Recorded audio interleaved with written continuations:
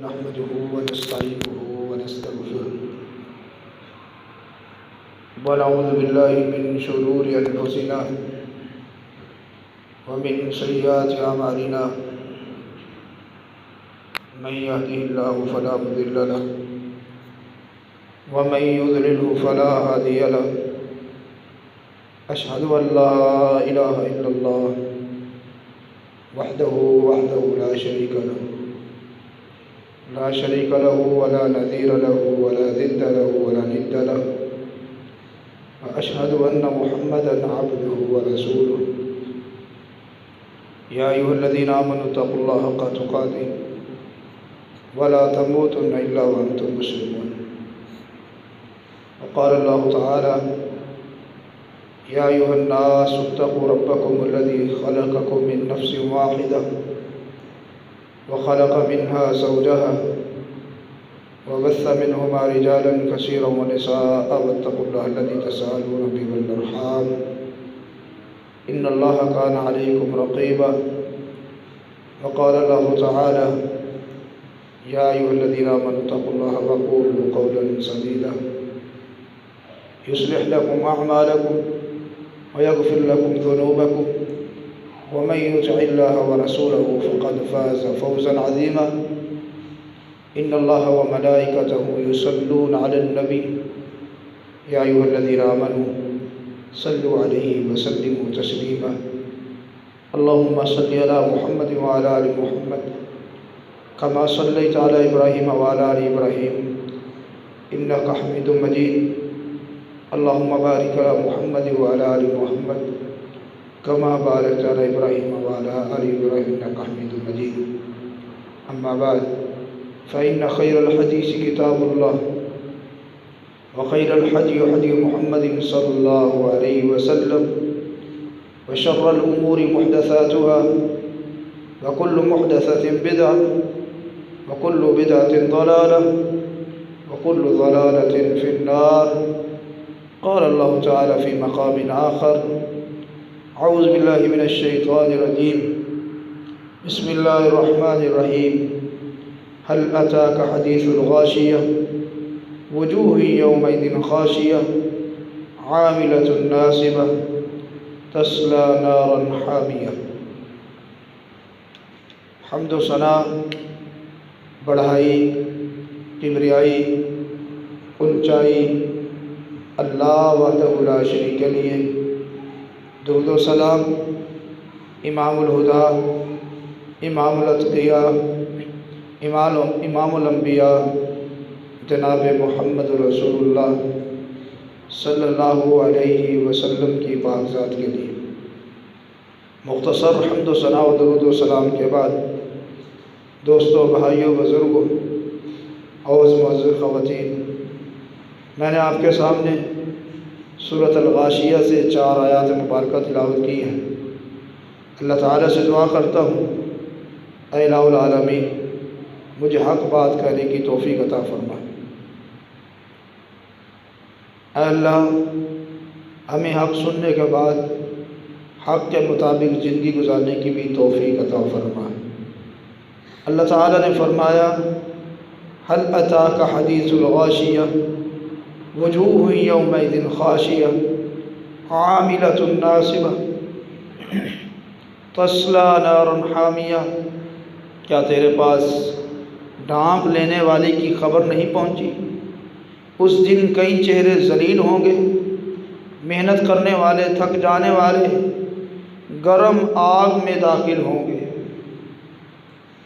آج کا جمعۃ المبارک اس کا عنوان خطبہ جو ہے وہ اعمال برباد کیوں ہوتے ہیں۔ انسان اپنے اصل مقصد کی طرف کبھی نہ کبھی ضرور کوشش کرتا ہے، لیکن بعض اوقات وہ نیکی کرنے کے بعد اس کی وہ نیکی، اس کا وہ عمل محفوظ نہیں رہتا بلکہ ضائع ہو جاتا ہے۔ ایسے اعمال جن کی وجہ سے انسان کے اپنے کیے ہوئے عمل جو اس نے اللہ کی رضا کے لیے کیے تھے، لیکن کچھ وقت گزرنے کے ساتھ اس انسان سے کوئی غلطی خطا ہوتی ہے تو اس کے وہ اعمال ختم کر دیے جاتے ہیں۔ ایسی چند چیزیں میں آپ احباب کے گوش گزار کرنے کی کوشش کروں گا۔ اللہ تعالیٰ مجھے اور آپ کو ایسی چیزوں سے محفوظ فرمائے جو اعمال کو برباد کر دیں۔ ان میں سب سے پہلی چیز جو ہے وہ شرک ہے۔ شرک ایک ایسا ناسور ہے، ایک ایسی بیماری ہے جو محسوس بھی نہیں ہوتی، انسان اس کو محسوس کم کرتا ہے، بلکہ اس کو اللہ کے قرب کا ذریعہ بناتا ہے، جس کی وجہ سے وہ شرک کا راستہ اختیار کر لیتا ہے۔ جب وہ انسان شرک کے راستے پر چل پڑتا ہے، اس کی پڑھی ہوئی لمبی لمبی نمازیں، اس کا اللہ کے راستے میں دیا ہوا مال، اس کے نفلی روزے، فرضی روزے، بیت اللہ کا حج، ایسے عظیم عظیم عمل بھی برباد اور ضائع ہو جاتے ہیں۔ یہ اللہ تعالیٰ خود فرماتے ہیں ذَلِكَ هُدَى اللَّهِ يَهْدِي بِهِ مَن يَشَاءُ، یہ ہدایت اللہ کی طرف سے ہے، جسے اللہ چاہتا ہے اس کو ہدایت دے دیتے ہیں۔ من عبادہ، اپنے بندوں سے، لَوَلَّوْا أَشْرَكُوا لَحَبِطَ عَنْهُمْ أَعْمَالُهُمْ لَحَبِطَ عَنْهُمْ مَا كَانُوا يَعْمَلُونَ، اگر وہ لوگ شرک کر لے اللہ ان کے کیے ہوئے سارے عملوں کو برباد کر دیتے ہیں۔ بہت بڑا ایسا عمل ہے جس کے کرنے کی وجہ سے انسان کے کیے ہوئے سارے کے سارے اعمال ضائع اور برباد ہو جاتے ہیں۔ دوسری طرف حدیث قدسی ہے، اللہ تعالیٰ فرماتے ہیں اے ابن آدم تو میرے پاس آ جا، تو گناہوں سے بھرا ہوا ہو، زمین و آسمان کے برابر تیرے گناہ ہو، لیکن تو نے میرے ساتھ شرک نہ کیا ہو، میں وہ تیرے گناہوں کو معاف کر سکتا ہوں۔ اگر تو نے میرے ساتھ شرک کیا ہوا ہو، تیری جتنی مرضی نیکیاں ہوں، صلہ رحمیاں ہوں، اچھا کردار اور کریکٹر کا مالک تو بن جائے، لیکن اگر تو نے شرک کر لیا میں تیرے سارے کے سارے اعمال برباد کر دوں گا، ضائع کر دوں گا۔ دوسرے نمبر پر ارتداد، دین سے پھر جانا، اسلام کو مانتے ہوئے، اسلام کو مان کر کسی اور دین کو اپنا لینا، یہ ایک ایسا عمل ہے جس کی وجہ سے سارے انسان کے اعمال تباہ و برباد ہو جاتے ہیں۔ وَمَن يَرْتَدِدْ مِنْكُمْ عَنْ دِينِهِ فَيَمُتْ وَهُوَ كَافِرٌ فَأُولَٰئِكَ حَبِطَتْ أَعْمَالُهُمْ فِي الدُّنْيَا وَالْآخِرَةِ وَأُولَٰئِكَ أَصْحَابُ النَّارِ هُمْ فِيهَا خَالِدُونَ۔ وہ شخص جو دین حنیف کو چن کر، دین اسلام کو مان کر دنیا کے کسی اور مذہب کو بھی چن لیتا ہے، کسی اور مذہب کو اختیار کر لیتا ہے، اس کی ساری زندگی کے اعمال اللہ تعالیٰ فرماتے ہیں ہم برباد کر دیتے ہیں۔ صرف اعمال نہیں، وَمَن يَرْتَدِدْ مِنْكُمْ عَنْ دِينِهِ فَيَمُتْ، جو دین سے انحراف کر جائے، دین سے پھر جائے، دین اسلام کو خیر بات کہہ دے، وَهُوَ كَافِرٌ، وہ شخص کافر ہے۔ تو اللہ تعالیٰ فرماتے ہیں فَأُولَٰئِكَ حَبِطَتْ أَعْمَالُهُمْ فِي الدُّنْيَا وَالْآخِرَةِ، ہم اس کے دنیا اور آخرت دونوں میں ہی اعمال کو برباد کر دیتے ہیں۔ وَأُولَٰئِكَ أَصْحَابُ النَّارِ هُمْ فِيهَا خَالِدُونَ، ایسے لوگ جو دین کو بدل لیتے ہیں، دین کو مانتے ہوئے کہتے ہیں اسلام بڑا اچھا ہے لیکن قادیانی بھی اتنے گندے نہیں ہیں، اسلام اسلام ہے، میں مسلمان ہوں لیکن قادیانیت کو بھی مسلمان سمجھتا ہوں۔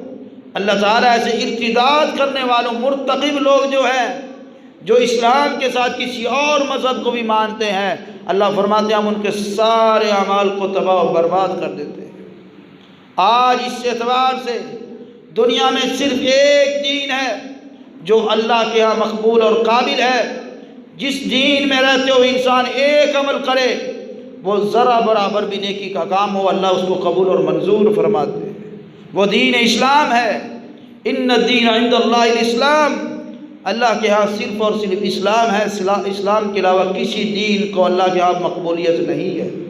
ہر دین اپنے وقت کے اعتبار سے تھا، عیسائیت ہے، یہودیت ہے، یا اپنے وقت سے تھے، لیکن نبی اور رسول کے جانے کے بعد اب ان دینوں کا سکہ دنیا میں موجود نہیں۔ جو شخص اسلام کے ساتھ ساتھ یہودیت کو، عیسائیت کو، قادیانیت کو، ایسے کسی بھی مذہب کو مانتا ہے اور تسلیم کرتا ہے کہ وہ بھی غلط نہیں ہے، تو اللہ کی قسم اس کو غور و فکر کرنے کی ضرورت ہے، کہیں اس کے سارے اعمال اللہ کے ہاں تباہ و برباد نہ ہو جائے۔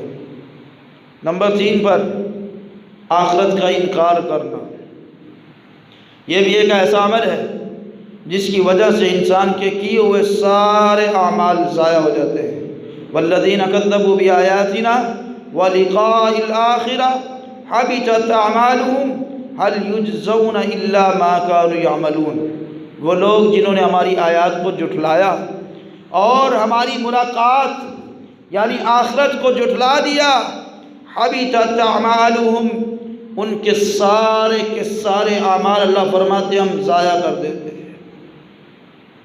هل یجزون الا ما كانوا یعملون۔ آخرت کو ماننا بڑا عظیم منہج ہے اسلام کا۔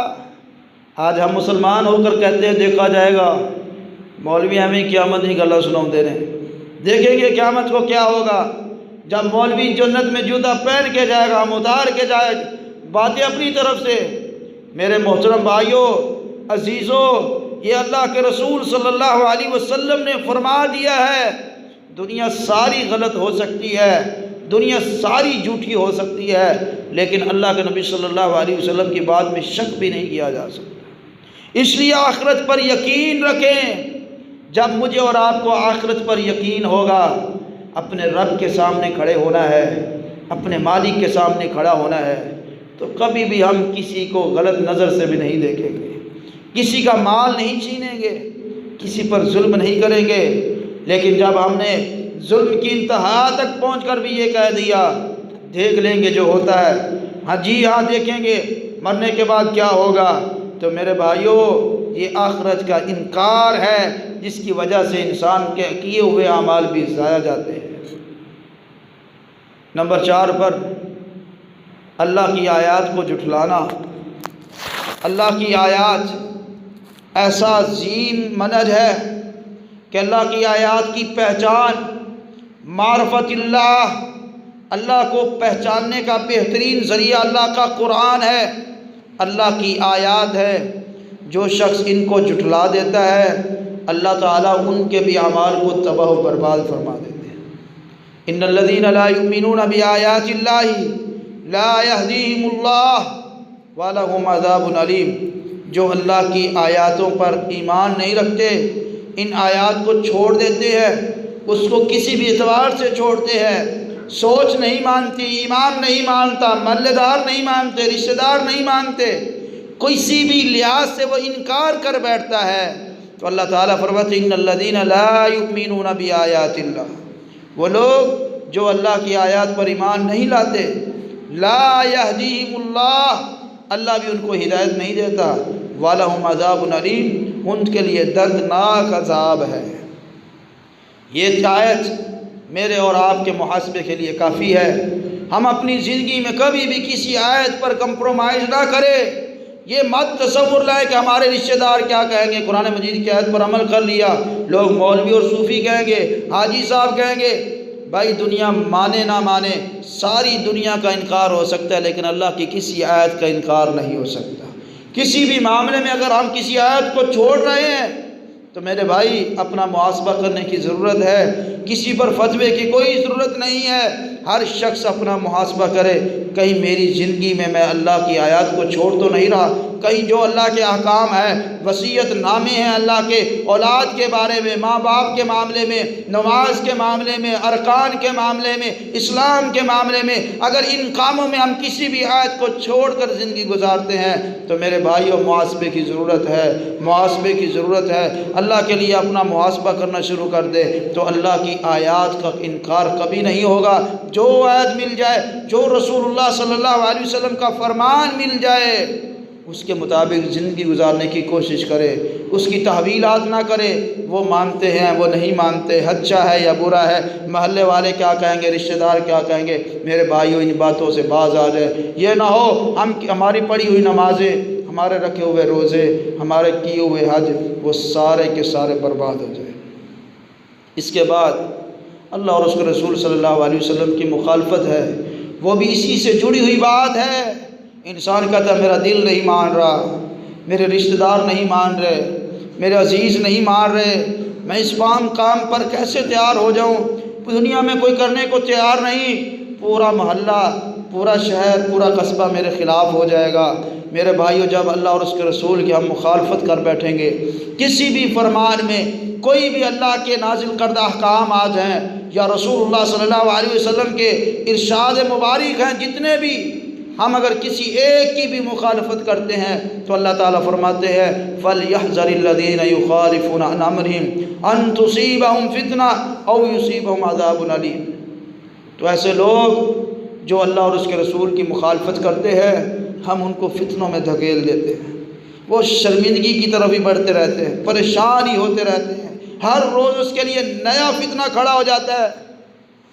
اگر اس آیت کو ہم تھوڑا سا سوچ کے میں اور آپ دیکھیں تو ہم مسلمانوں پر کون سا فتنہ جو نہیں ہمیں نظر آ رہا، ہم سوچتے کچھ اور ہیں، ہمارے سامنے کچھ اور آ جاتا ہے۔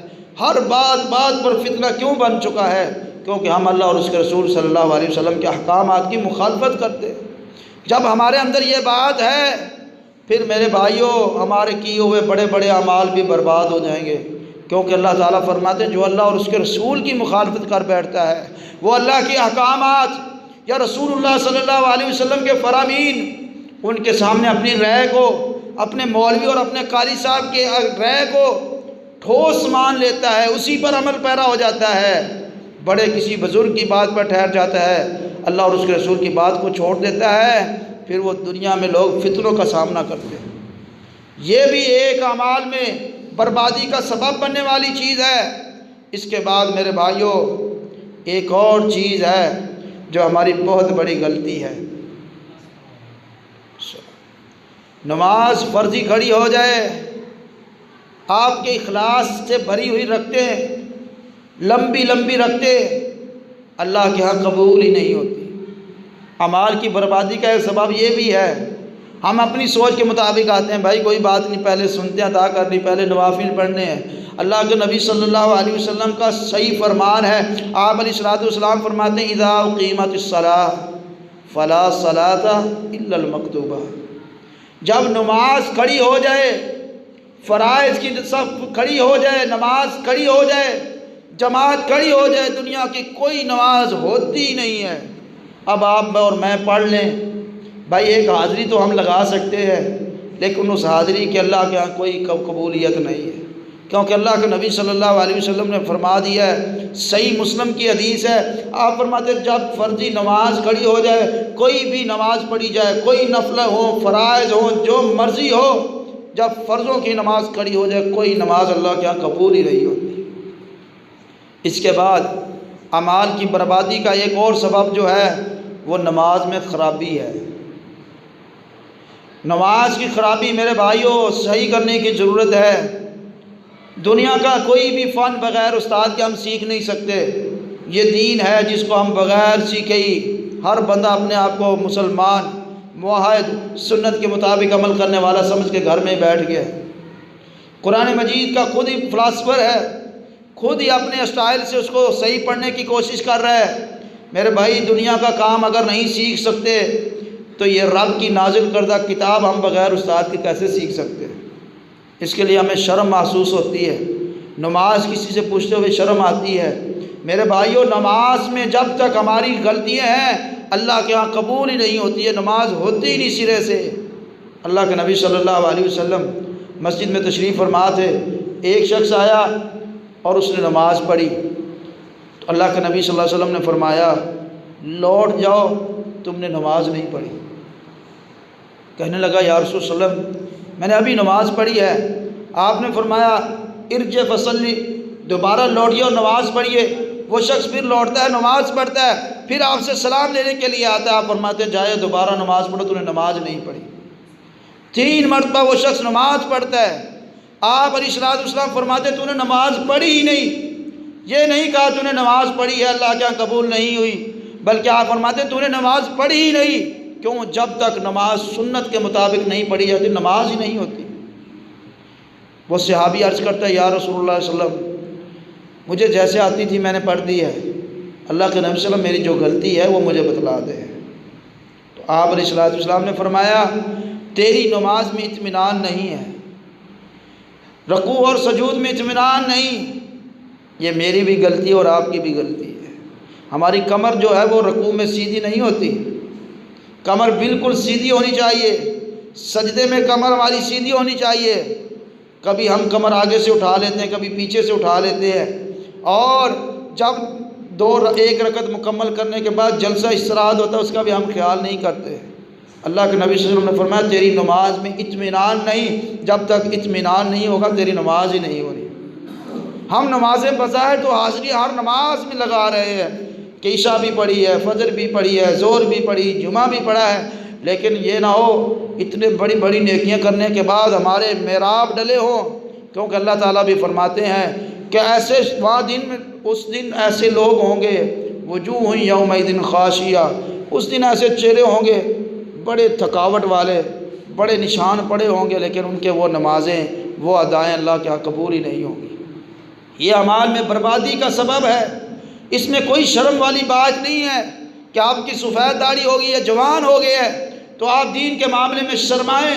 صدیق اکبر رضی اللہ عنہ، حضرت عمر رضی اللہ عنہ، عبد الرحمن بن عوف رضی اللہ عنہ، بڑے بڑے صحابہ سفید بال ہونے کے باوجود اللہ کے نبی صلی اللہ علیہ وسلم سے قرآن سیکھتے تھے، نماز سیکھتے تھے، احکامات سیکھتے تھے۔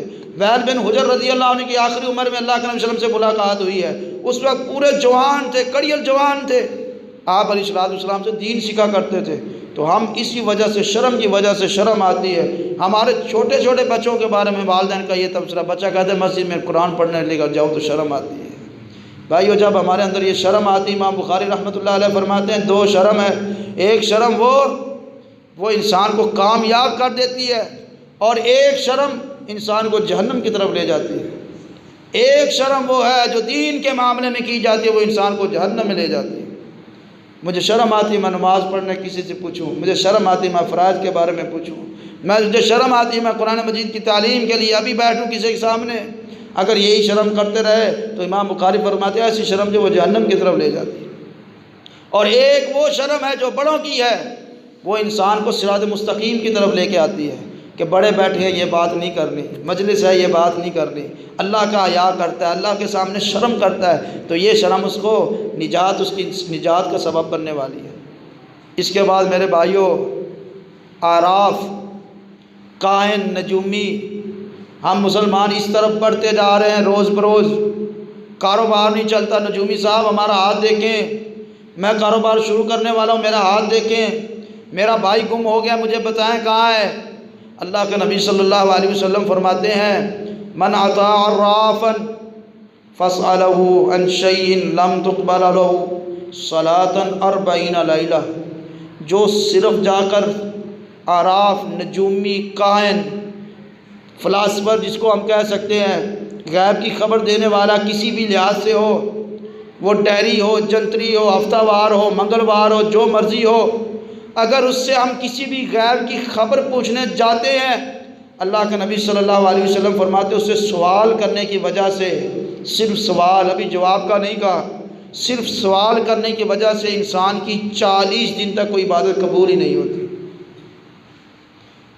اس کو میں اور آپ دیکھیں، چھوٹی چھوٹی باتوں پر ہم کہاں تک پہنچ جاتے ہیں، ہمارا معاشرہ کہاں کی طرف، کس رخ کی طرف ہمارا منہ ہو گیا ہے، کوئی ہمیں بتاتا ہی نہیں، ڈرتا ہے کہ یہ کیا کہیں گے، عجیب عجیب باتیں ہو رہی ہیں۔ میرے بھائیوں، آج یہ ہمارے میڈیا اور ہمارے یہ، اگر وہ اتنا ہی غیب دان ہے، اتنے اختیار رکھنے والا ہے، اس بیچارے کو فٹ پاتھ پر مٹی کھانے کی کیا ضرورت ہے؟ فٹ پاتھ پر بیٹھا ذلیل ہو رہا ہے، بدبو والی جگہ پہ بیٹھا، ہم لوگ اس کو ہاتھ دکھانے گئے ہوئے ہیں۔ یہ ایمان کی کمزوری ہے۔ اور اس کے بعد اللہ کے نبی صلی اللہ علیہ وسلم فرماتے 3 آدمی جن کی کوئی عبادت قبول ہی نہیں ہوتی۔ ایک وہ شخص جو اپنے والدین کا نافرمان ہے، لمبی نمازیں پڑھے، تہجد پڑھے، اذکار کرے، اس کے اذکار میں فرق آ سکتا ہے، تہجد میں فرق آ سکتا ہے، فرائض میں فرق آ سکتا ہے، فرق ضرور آئے گا، کیونکہ اللہ کے نبی صلی اللہ علیہ وسلم فرماتے ہیں اس کی کوئی عبادت اللہ کے یہاں قبول ہی نہیں ہوتی جو والدین کا نافرمان ہو۔ اس چیز میں بھی یہ دیکھوں اور آپ بھی دیکھیں، والد اور والدہ کے کہیں ہم نافرمانی تو نہیں کرتے۔ اس کے بعد دوسرے نمبر پر وہ شخص جو احسان جتلاتا ہے، کسی غریب مسلمان کے ساتھ احسان کر دیا، وقت آنے پر اس کو یاد کرواتا ہے، وہ بڑا حاجی ہو، پریزی ہو، جو مولوی ہو، مفکر ہو، جو کچھ مرضی علامہ ہو، جو کچھ بھی ہو، اللہ کے نبی صلی اللہ علیہ وسلم فرماتے ہیں اس کی کوئی عبادت قبول ہی نہیں ہوتی۔ تیسرے نمبر پر وہ شخص جو تقدیر کو جھٹلاتا ہے، تقدیر کا انکار کرنا، یہ بھی اعمال کی بربادی کا سب سے بڑا ذریعہ ہے۔ آخر میں 11 نمبر پر اللہ کے نبی صلی اللہ علیہ وسلم فرماتے ہیں وہ شخص جو کتا پالتا ہے۔ آج یہ ہمارے معاشرے کا فیشن بن گیا ہے، کوئی کام نہیں ہے، کتا 2 غرض سے پالا جا سکتا ہے جو اسلام نے اجازت دی ہے۔ ایک، وہ تمہاری کھیتی کی حفاظت کرنے والا ہو، تمہارے جانوروں کی یا تمہاری کھیتی کی حفاظت کرنے والا ہو۔ دوسرا، وہ شکار کرنے والا ہو۔ اس کے علاوہ کبھی بھی اسلام نے اجازت ہی نہیں دی، اسلام اجازت دیتا ہی نہیں، بلکہ اللہ کے نبی صلی اللہ علیہ وسلم صحیح حدیث ہے، آپ فرماتے ہیں جس گھر میں کتا ہوتا ہے اس گھر میں رب کی رحمت والا فرشتہ آتا ہی نہیں ہے۔ ہمارا معاشرہ آج دیکھیں، شوقین یہاں گلی محلے میں جب نکلتے تو دیکھتے ہیں اتنے چھوٹے چھوٹے بچے 10 11 سال کے ایسے کتوں کو پکڑ کے ان کو رسیاں ڈال کے گھسیٹ رہے ہوتے ہیں، گھروں میں لے کے جا رہے ہوتے ہیں۔ یہ والدین ان کے سامنے اگر ان کو کہتے ہیں تو وہ کرتے ہیں۔ والدین کو چاہیے اپنے بچوں کی تربیت صحیح اسلام کی طرف کرے۔ اگر حفاظت کے لیے نہیں، صرف شوق کے لیے اس اعتبار سے رکھا ہے میرا بچہ نہیں مانتا، بچہ اس بات پر خوش ہے کہ گھر میں کتا ہونا چاہیے، تو اللہ کے نبی صلی اللہ علیہ وسلم کی مخالفت ہے۔ جو مخالفت ہے اس کی وحی سن لیں۔ رسول اللہ صلی اللہ علیہ وسلم فرماتے ہیں جو شخص اپنے گھر میں کتا رکھتا ہے شوق کی وجہ سے، 2 غرضوں کے علاوہ کسی اور غرض سے، نہ تو وہ حفاظت کے لیے اور نہ ہی شکار کے لیے، تو اللہ کے نبی صلی اللہ علیہ وسلم فرماتے ہیں اس کے روزانہ نامہ اعمال سے 1 قرات جو ہے اجر وہ ضائع کر دیا جاتا ہے۔ 1 قرات، یہ پچھلے جمعے میں نے بتایا تھا قرات جو 1 ہے وہ اود پہاڑ کے برابر ہے، جنازے کے فضائل میں بتایا تھا۔ اللہ کے نبی صلی اللہ علیہ وسلم نے فرمایا جو شخص جنازہ پڑھتا ہے اس کو 1 قرات اجر ملتا ہے۔ صحابی نے عرض کی یا رسول اللہ وہ 1 قرات کتنا بڑا ہے؟ آپ نے فرمایا اود پہاڑ کے برابر ہے۔ تو اللہ کے نبی صلی اللہ علیہ وسلم اس حدیث میں فرماتے ہیں جو شخص کتا پالتا ہے نہ وہ شکار کے لیے اور نہ ہی وہ حفاظت کے لیے ہے، تو اس آدمی کے نامہ اعمال سے روزانہ کی بنیاد پر 1 قرات ضائع کر دی جاتی ہے۔ جس آدمی کے روزانہ اعمال سے وہ پہاڑ کے برابر نیکیاں ضائع ہو جائیں تو وہ کہاں اس کی فلاح ہوگی، کہاں وہ کامیاب ہوگا۔ میرے بھائیوں، محاسبہ کریں، اپنا کریں، اپنے بہن بھائیوں کا کریں، کسی پر فتوے کی ضرورت نہیں ہے، ہر ایک اپنا محاسبہ کرے۔ میں نے اپنے اللہ کے سامنے کھڑا ہونا ہے، کیا میرے کرتوت ایسے ہے کہ میرا اللہ مجھ سے راضی ہو جائے گا؟ آخر میں اس مہینے کی مناسبت میں نے جمعہ شروع میں پڑھا دیا تھا، آخری بدھ سفر کی اور 25 کے بارے میں، اس میں آفتیں اترتی ہیں، اس میں مصیبتیں آتی ہیں، اس میں فلاح ہوتا ہے۔ اس رات میں 4 رکعتیں پڑھنی چاہیے، اس میں اتنی مرتبہ یہ سورت پڑھنی چاہیے، اتنی مرتبہ یہ سورت پڑھنی چاہیے، آپ سب کو یہاں سے نجات مل جائے گی۔ کیا کچھ لکھ دیا دنیا نے۔ اللہ کے نبی صلی اللہ علیہ وسلم نے فرمایا کوئی اس مہینے میں نوسط نہیں ہے۔